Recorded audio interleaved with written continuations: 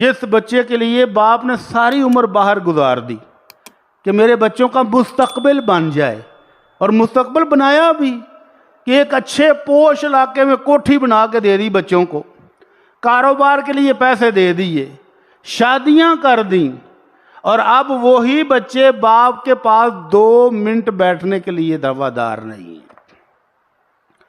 وہی بیوی جو پچھلے 30-40 سال سے خامند کی کمائی کھاتی رہی، اڑاتی رہی، اب جب وہ واپس آیا ہے تو کہتی یہ کیوں آ گیا، 2-4 سال ہو رہا تھا موت آ ہی جاندی، گھر آیا ہے تو کیوں آیا ہے، کیا لینے آیا ہے۔ اور ایک بزرگ نے تو یہ تک کہہ دیا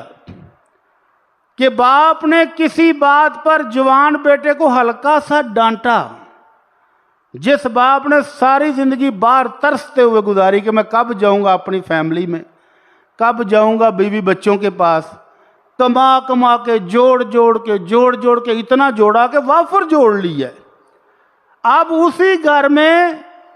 بچے کو ہلکا سا ڈانٹا اور بچہ ماں کی طرف منہ کر کے باپ کو گندی گالی دے کے کہتا ہے اس نے کب مغرو لینا ہے۔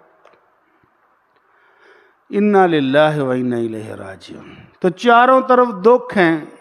ان دکھوں کے اندر سے شکر گزاری کا کوئی موقع ڈھونڈنے سے مل جائے تو یہ ہماری خوش بختی ہے۔